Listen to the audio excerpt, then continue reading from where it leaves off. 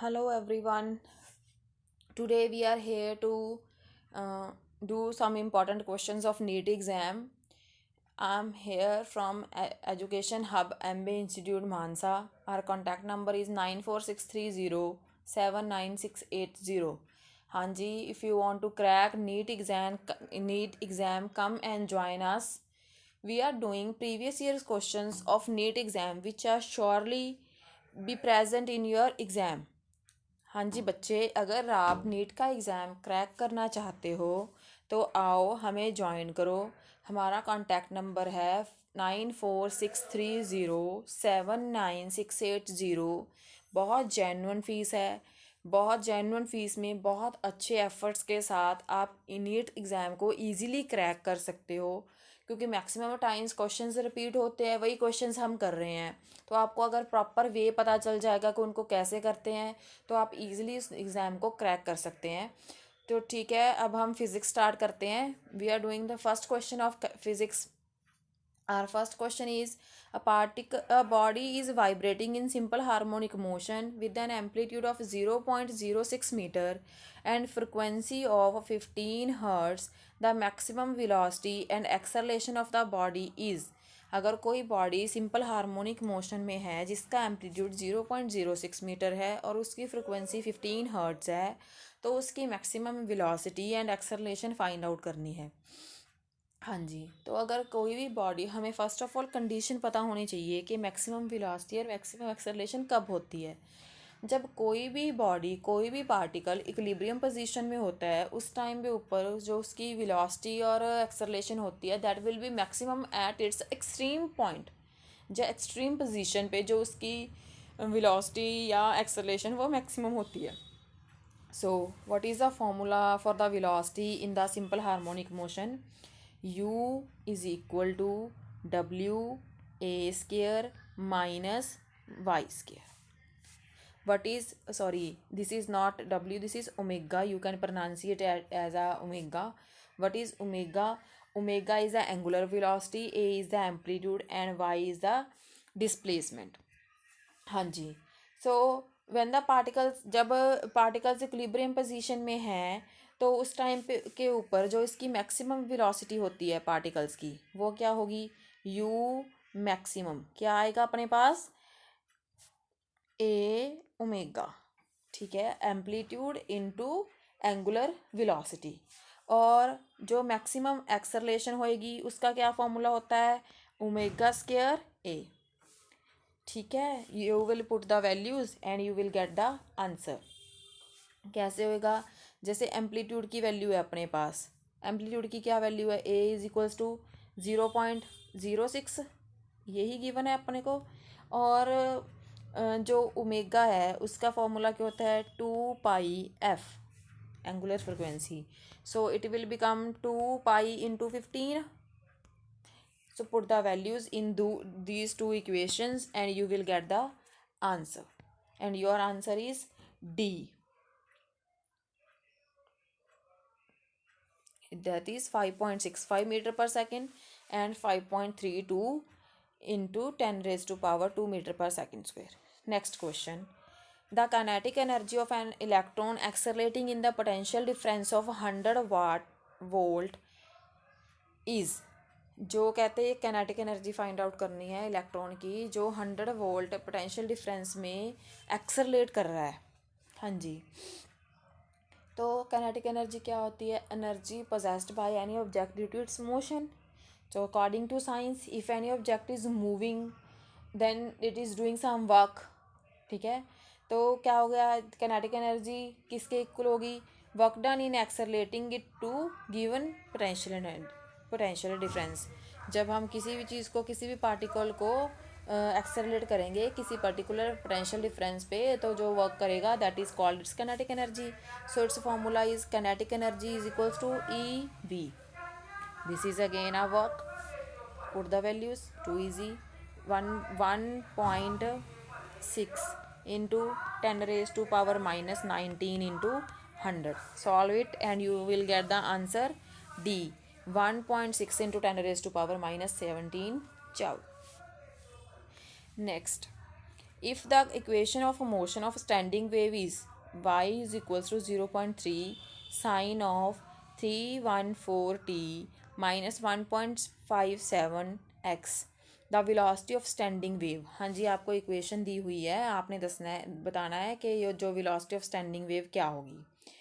What is the general equation for the standing wave? If you know, the equation is y is equal to a sine omega t minus kx। ठीक है, compare these two equations. अगर आप इन दोनों equations को, जो आपको equation given है और जो जर्नल इक्वेशन होती है, उनको कंपेयर करोगे, यू विल गेट, इससे आपको क्या मिल जाएगा, ओमेगा टी आपके पास किसके इक्वल आ गया, 314 के, टी के, तो ओमेगा क्या आ गया, 314। ठीक है, और के की वैल्यू क्या आ गई आपके पास, 1.757। तो विलोस क्या निकालना है आपने, वेलोसिटी निकालनी है। स्टैंडिंग वेलोसिटी क्या होती है, omega upon K, put the values and you will get the answer, and your answer is C, that is 200 units. Next question. हाँ जी बेटा, हम अच्छे से प्रेपरेशन कर रहे हैं फिज़िक्स, केमिस्ट्री और बायो सब्जेक्ट्स की। 15 मार्च से हमारी प्रॉपर क्लासेस स्टार्ट हैं। If you want to crack NEET exam, come and contact us as early as possible. बहुत जेन्युइन फीस है, बहुत लिमिटेड सीट्स हैं, come and join us. Next question. On producing the wave of frequency 1000 hertz in the couded tube, the total distance between two successive nodes is 85 centimeter. Speed of the sound in the gas filled in the tube is, कहते कि frequency आपको एक wave की frequency given है जो कि 1000 hertz है। तो जो 6 सक्सेसिव नोड्स हैं उनके बीच में जो टोटल डिस्टेंस है वो 85 है। आपने speed of the sound find out करनी है। Again too easy if you know the relationship between these. हाँ जी, so what is the relationship between the distance of the nodes and the wavelength. S is equal to n-1 lambda upon 2। So what is the s, that is the distance which is given 85। ठीक है, n क्या है, number of waves, that is 6 -1। अगर आप इन values को put करोगे, 6 - 1 is 5, lambda upon 2 is equals to 85। So you will get the value of lambda. तो lambda की वैल्यू क्या आ गई, इससे 0.34 मीटर्स। हमने फाइंड आउट क्या करना है, स्पीड। लैम्डा क्या होता है, डिस्टेंस। तो स्पीड क्या होती है, v is equals to F into lambda. So it is 1000 into 0.34। सो इसका आंसर जो आएगा वो क्या आएगा, 340 मीटर पर सेकेंड, दैट इज सी। हाँ जी, next question. A particle executes simple harmonic motion of the amplitude A at what distance from the mean position its kinetic energy is equal to its potential energy। हाँ जी, कहते एक particle है, उसके पास क्या है, simple harmonic motion है, जिसका distance amplitude क्या है, ए है। At what distance from the mean position, mean position से उसकी किस पोजीशन पे जाके, कितने डिस्टेंस पे जाके जो किनेटिक एनर्जी है वो पोटेंशियल एनर्जी के इक्वल होगी। अगेन अगर आपको फॉर्मूलाज पता है, इसको भी ईजिली आप कैलकुलेट कर सकते हो।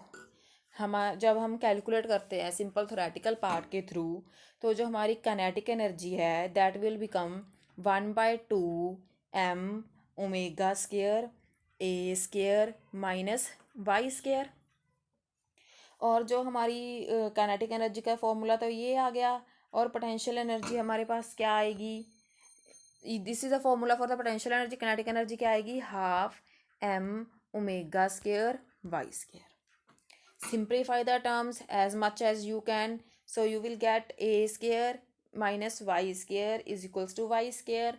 So calculate it, u 2y square is equals to a square।